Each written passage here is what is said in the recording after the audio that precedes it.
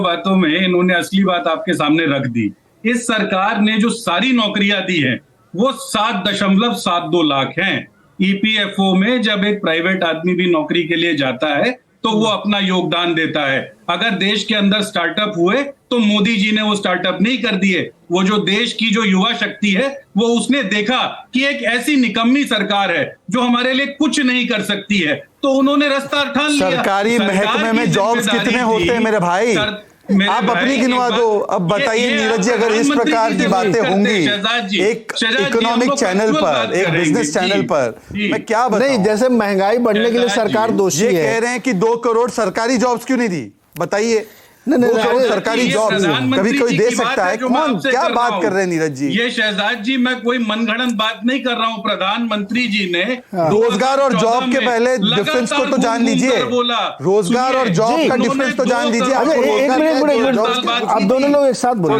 अगर फैक्चुअल बात की जाए तो प्रधानमंत्री जी ने 2 करोड़ नौकरियों की बात की थी हर साल। आज उसके ऊपर भाजपा के लोगों अरे कहां ये 2 करोड़ नौकरी और रोजगार के बीच का अंतर नहीं जानते नीरज जी? किसको हमने बुला रखा है आज? ये आप लोग बोलिए कि आप लोगों के पास कोई ऐसा रास्ता नहीं है कि आप देश की जनता के सामने जवाब रखेंगे। आपने अपना अभी तक अच्छा, मैं अपने मेहमानों के पास नीरज जी, मैं आपसे एक सवाल पूछता हूँ जी। आप सिर्फ एक आखिरी सवाल नीरज जी, एक आखिरी सवाल आपकी अनुमति से। एक आखिरी सवाल। इन्होंने हिमाचल में वादा किया था 1500 रुपए प्रति महिला को और 300 यूनिट बिजली फ्री देंगे। कितने घरों में पहुंच गया? या राजस्थान में किसानों की कर्ज माफी का बोला था। नीरज कांग्रेस वाले बताइए कितने घरों को दे दिया आपने 300 यूनिट बिजली की दर बढ़ा दी हिमाचल में? शहजाद जी को यह जानकर खुशी होगी कि 15 लाख छोटे किसानों का जो कर्ज था वो राजस्थान की सरकार माफ कर चुकी है। आप लोग तो आकर सिर्फ हवा में बात कर देते हैं। आप उस चीज को किसानों के 15 लाख किसानों के कर्ज माफ किए हैं। 15 ये कौन से साल में किए आप बताइए जरा?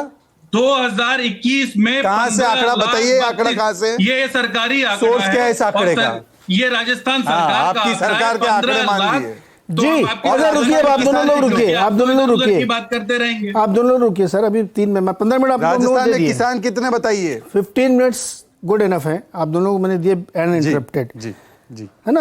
हिमाचल प्रदेश सरकार जितनी वैट बढ़ा दिया गया था, ये सब फैक्ट है, ध्यान रखिएगा। महंगाई बढ़ाने वाला होता है वैट महाराज नीरज जी। और एक चीज ध्यान रखिए। अरे अभी बीच में नहीं बोलने का सर। अभी मेरे को शिवकांत जी से बात करना। वहां जरूरत थी ओपीएस की, वो ज्यादा जरूरी था। तो अच्छा, ओपीएस की जरूरत है तो आप महंगाई बढ़ा के करेंगे ना, कहते हैं वो आप उसको बढ़ा के करेंगे ना, तो फिर इसमें फिर फ्रीबी का ज्ञान मत दीजिए। सुनिए ना, 80% कमीशन खाने वाली जो जयराम ठाकुर की सरकार थी, उसने वहां राजस्व की क्या स्थिति की? नीरज मिश्रा जी, अर्थशास्त्र प्लीज मुझे मत समझाइए। आप वैट बढ़ा के दूसरी चीज फ्री में दे रहे हैं ना। ये आपने कहा था क्या? घोषणा पत्र में लिखा था कि मैं ओपीएस देने के लिए 5 रुपए वैट बढ़ाऊंगा। एक बात मुझे नीरज, आपने लिखा है कि बेंगलोर में रेडी रेकनर बढ़ा के मैं फ्री बीज बांटूंगा। अभी आप शांत रहिए सर। आप मुझे ये बताइए, नहीं मैं क्यों बताऊं आपको? हवा में से राजस्व लाएगी? तो हवा में से आएगी क्या? इधर नौकरियां हवा में बट रही है क्या? नौकरियां हवा में बट रही है क्या? एक मिनट महाराज, मंत्री जी को नीरज मिश्रा जी, आपने बहुत सही बात कही। मैं आपके लिए आपको अप्रिशिएट करता हूं इसके लिए। हवा में कुछ नहीं होता। और मैं और अप्रिशिएट करता हूं मनमोहन सिंह जी को, जिन्होंने कहा था पैसे पेड़ में नहीं लगते हैं। मैं 100% एग्री हूं उनसे कि पैसे पेड़ में नहीं लगते सर। आपको एक जगह से कटौती करके दूसरी जगह करना पड़ेगा। अगर आज जी इस पे भी एग्री करिए कि नहीं, इस पे उस पे इधर घुमाई फिराई बात मत करिए। अगर गवर्नमेंट किसी चीज के लिए जिम्मेदार है तो अगर 80,000 स्टार्टअप बने, उसका इकोसिस्टम भी इसी सरकार तैयार किया। अभी शांत रहिए। शिवकांत जी को दिखाइए। नीरज मिश्रा जी शांत रहिए। केंद्र सरकार की चरण वंदना क्यों करेंगे? हम लोग तो फैक्ट्स पर बात करेंगे। नहीं, आप तो फैक्ट पे आप स्वीकार करिए ना कि हम इधर से लेके उधर दे रहे हैं। तो फिर क्या अंतर रह गया आप में? फ्री बीज का मतलब क्या है? शिवकांत जी, अरे छोड़िए ना सर। शिवकांत शर्मा जी सर, ये हर बार का एक विवाद हो गया है कि जब भी विदेश जाते राहुल गांधी जी तो एक विवाद हो जाता है। अब इस बार आप अमेरिका में नहीं थे, हमको लगता लंदन में ही रहे हैं, तो आपने लेकिन सुना होगा, आपने ध्यान से इसका अनुशीलन किया होगा। क्या है विवाद? आपको लगता है कि उन्होंने ऐसी बातें कही हैं जिससे देश का अपमान हुआ है और उनको ये बातें नहीं कहनी चाहिए? शिवकांत जी देखिए, वो सरकार के प्रवक्ता के तौर पे नहीं गए हैं। ये उनकी निजी यात्रा है। वो विपक्ष के नेता हैं। तो वो सरकार की पैरवी तो जाहिर सी बात है नहीं करेंगे, लेकिन कुछ बातें ऐसी हैं जिन पर वो ध्यान रख सकते थे। जिस तरह की शब्दावली का प्रयोग किया गया, व्यंग्य बहुत अच्छी बात है, लेकिन प्रधानमंत्री के लिए स्पेसिमन यानी नमूना शब्द का प्रयोग करना, तो जिस मोहब्बत की दुकान खोल करके उन्होंने वहां अपना भाषण शुरू किया था और पूरे भाषण में संपुट की तरह मोहब्बत की दुकान खोलते रहे, जबकि उनको हैकल भी किया गया तब भी वो मोहब्बत की दुकान ही खोले हुए थे। उस मोहब्बत की दुकान में जब नफरत भरा शब्द निकलता है तो वो कुछ अच्छा नहीं लगता। उनकी बातों में थोड़ा अंतर्विरोध भी है।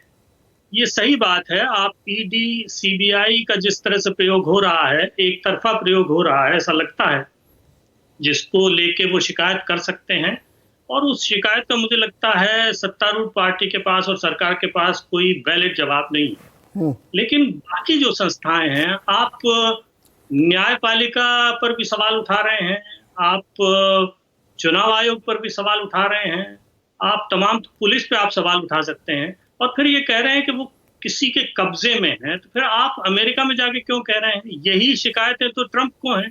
ट्रंप आपसे आके शिकायत करते हैं क्या? एग्जैक्टली वही शिकायतें ट्रंप को हैं।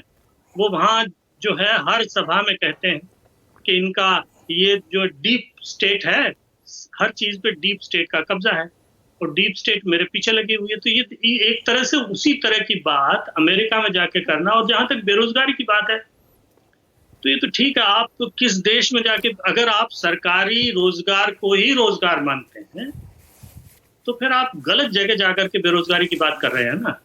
अमेरिका में तो सरकारी रोजगार काटने के लिए झगड़ा हो रहा है, वहां तो डिफॉल्ट होते होते बचा है देश। वो क्यों डिफॉल्ट हो रहा है? कि वो खर्चे में कटौती चाहते हैं। और खर्चे में कटौती का मतलब क्या है? जो सरकारी जितने भी वहां कामकाज हैं, उसमें जो भी नौकरी करें उन सबको निकालो। क्योंकि देखिए, यूरोप में और अमेरिका में, और ये सच है कि सरकारी नौकरी जरूरी है एक हद तक, उसके बाद सरकारी नौकरी आधी खैरात होती है। अगर आपको नौकरी पैदा करनी है, रोजगार पैदा करने हैं, तो वो निजी उद्यम से ही रोजगार पैदा होंगे। आपने किसी को जमीन देने देते हैं ना, आप उद्यमियों के खिलाफ जो है आप 24 घंटे कुछ कुछ बोलते रहते हैं। आपको जो है वो पैसे वाले लोग सुहाते नहीं है, क्योंकि भाई जो कारोबार करेगा वो पैसा कमाने के लिए तो कारोबार करेगा ना, खैरात बांटने के लिए तो नहीं करेगा। जब आप कारोबार के खिलाफ इतनी बुरी तरह से पड़े हुए हैं, आप जो निजी उद्योग हैं उनको पनपने नहीं देना चाहते, रोजगार कहाँ से आएंगे? जिन सारे राज्यों में तो सरकारें नहीं है ना, बीजेपी की 6 राज्यों में सरकारें हैं फिलहाल, बाकी इतने सारे राज्य हैं, उनका आंकड़ा क्या कहता है? वहाँ कितने, बंगाल में कितने उद्योग लगे हैं? पंजाब 1 साल हो गया, मुझे बताइए कितने उद्योग लगाए पंजाब में? पंजाब एक तरह से कंगाली के कगार पर है। क्या किया है उन्होंने 1 साल में? और अब कर्नाटक में आप देख लेंगे, बिहार में देख लीजिए, तमाम इस तरह के राज्य हैं जहां आप रोज उद्यम लगाते क्यों नहीं भाई? आप देखें, मैं चीन का उदाहरण देता हूं। चीन में किस तरह से उद्योग पनपा है। चीन में जो मेयर हैं, और 300-400 बड़े शहर हैं, हर शहर का, हर जिले का मेयर वो compete करता है दूसरे जिले के, दूसरे शहर के मेयर से। उद्यम केवल देश के उद्यम नहीं, अंतर्राष्ट्रीय उद्यम को आकर्षित करने के लिए। करेक्ट। और हर साल ऑडिट होता है कि किस शहर ने कितने उद्योग अपने यहाँ लगाए, इससे रोजगार बढ़ा है। जी, जो 80 करोड़ की जो आप आंकड़ा देख रहे हैं, जो गरीबी की रेखा से ऊपर उठे हैं चीन में, वो इस तरह से उठे हैं। हमारे यहाँ सरपुटबल हो रहा है कि किसको रिजर्वेशन मिलेगा नहीं मिलेगा, किसको मुफ्त जो है सरकारी नौकरी मिलेगी नहीं मिलेगी, किसको पैसा मिलेगा नहीं। पैसा बांटिए, बड़ी अच्छी बात। उन्होंने एक और बात कही थी जिससे मैं पूरी तरह सहमत हूँ कि मिनिमम इनकम की गारंटी हर व्यक्ति को भारत में होनी चाहिए। इसका समय आ गया। लेकिन मुझे ये बताइए, 30 लाख करोड़ आपका राजस्व कुल मिलाकर के इस साल, 40 लाख करोड़ आपने खर्च किया, 155 लाख करोड़ आपके ऊपर उधार है। आप कहां से पैसा लेके बांटेंगे? आप जीएसटी से पैसा लेके बांटेंगे? जीएसटी से पैसा लेकर सरकार, शिवकांत जी, इसके ऊपर भी देखिए आप पड़ेगा। तो आप कर क्या रहे हैं? आप कहां से लेंगे पैसा, ये तो बताइए। पैसे तो कहते रहे नीरज जी, पेड़ पे थोड़े उगते हैं। इधर लगाएंगे तो इधर टैक्स लगा के वापस लेंगे। ये जो कड़वी सच्चाई है राजनीति की कि मैं सब कुछ फ्री बांट दूंगा, इस पे तो बहुत सारी हम लोग चर्चा कर चुके। आप भी एक चर्चा में शामिल थे। दरअसल क्या है ना कि जब आप इसको कॉन्टेक्स्ट में डालते हैं तो आपको समझ में आता है कि आप क्या बातें कर रहे हैं। आप दिन भर पानी पी पी के उद्योगपतियों को गालियां देंगे और उसके बाद कहेंगे कि रोजगार नहीं है। अगर इकोसिस्टम कोई बन रहा है स्टार्टअप का, बहुत सारे, अभी बायजूस को मार्कडाउन किया गया है 62% एक दिन में, गरियाइए उनको फिर आप। ये तरीका होता है, इकोसिस्टम ऐसे ही डेवलप होता है। कोई स्टार्टअप मार्कडाउन होता है, कोई मार्कअप होता है। 4 और बताऊं स्टार्टअप जिन्होंने आप बहुत सारे पैसे इकट्ठा किए हैं, पिक्सल करके कंपनी अभी पैसे, तो this is the part and parcel of the business. लेकिन बाहर मूल मुद्दे पे आते हैं हर्षवर्धन जी और प्रेम कुमार जी। ये क्या एक रिवायत बन गई है या 2024 के चुनावों का असर है कि आप, जैसे शिवकांत जी कह रहे हैं, मैं उस बात से सहमत हूं कि आप अपने देश में तो कह ही रहे हैं ना। अच्छा, इसमें बहुत सारे एनालिस्ट ये भी बताते हैं कि वो ऐसा कोई अंतर थोड़ी जो यहां कहते हैं वहां वही कहते हैं, लेकिन स्थान का फर्क होता है। आप हर जगह हर बात नहीं कह सकते ना, प्लेस वैल्यू भी एक होती है। क्या राहुल गांधी जी गलत कह रहे हैं या बीजेपी को जरूरत से ज्यादा मिर्ची लग रही है? हर्षवर्धन जी पहले आप, फिर प्रेम कुमार जी। देखिए नीरज जी, सबसे पहले तो ये कि राहुल गांधी एक उस अवस्था में पहुंच गए हैं जहां हम बिना किसी बहस के, मैं तो कम से कम ये मानता हूं कि लाभ की स्थिति में आ गए हैं। और राजनीति में लाभ की स्थिति में पहुंचना ये सबसे महत्वपूर्ण होता है। तो राहुल गांधी जो 2019 का चुनाव हारे, उसके बाद लगातार हारते रहे। कमाल की बात यह है कि अब इसकी भी चर्चा बड़ी कम होती है। गुजरात की चर्चा ही नहीं होती, हिमाचल और कर्नाटक की ही चर्चा होती है, जहां हर बार सरकारें बदलती ही बदलती हैं। मतलब हिमाचल और गुजरात में सरकार नहीं मिला, ये जरूर है। लाभ की स्थिति में राहुल गांधी आ गए क्योंकि अब वो एक उस भूमिका में पहुंच गए हैं जहां वो न पार्टी के अध्यक्ष हैं और अब तो सांसद भी नहीं रहे। वो अमेठी से भाग नाट गए थे, शायद उनको हार की आशंका हो गई थी, तो वो कह रहे हैं कि हमें निकाल दिया जाएगा संसद से, डिस्क्वालीफाई कर दिया जाएगा। न्यायालय पर भी वो टिप्पणी कर रहे हैं।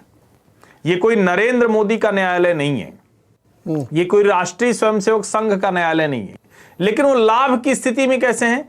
इस तरह से बोलने से एक बड़ा वर्ग, और अगर उसको बहुत स्पेसिफिक कहें तो देश भर में मुसलमानों का एक बड़ा वर्ग है जो राहुल गांधी को मानने लगा है, कांग्रेस को मानने लगा है कि ये हमारी फर्स्ट प्रायोरिटी है।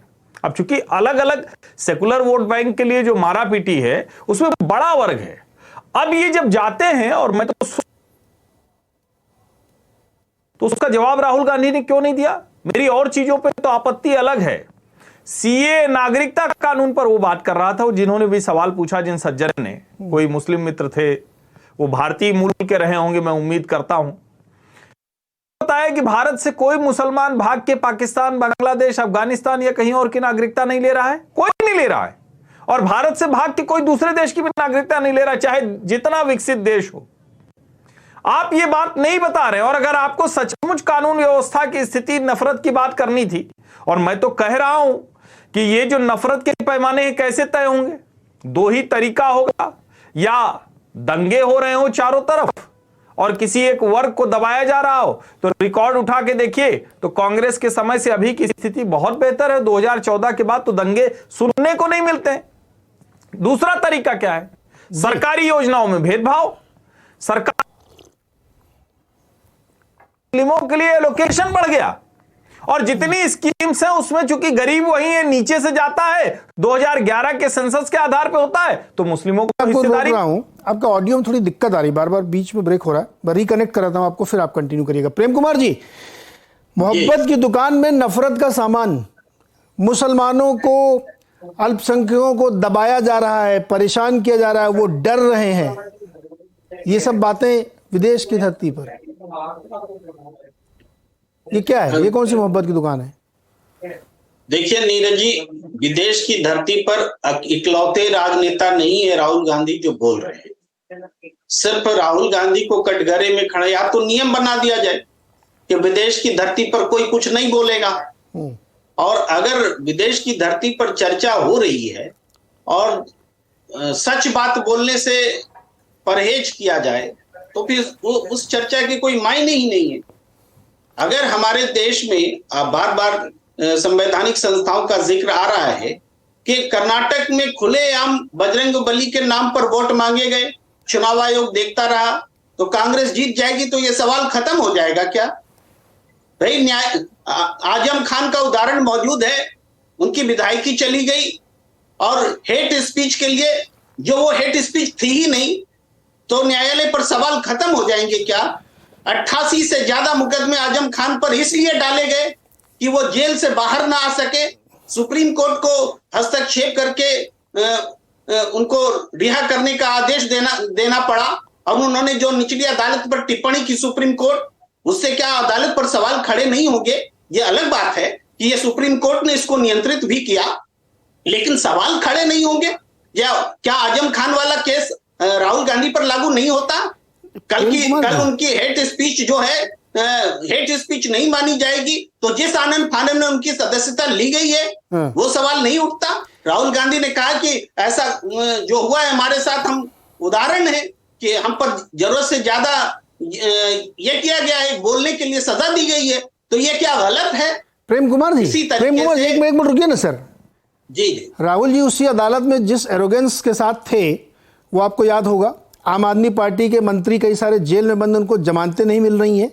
महाराष्ट्र में कई सारे एनसीपी के नेता जेल में बंद, उनको जमानतें नहीं मिल पा रही थी, 1-2 साल बाद मिली हैं।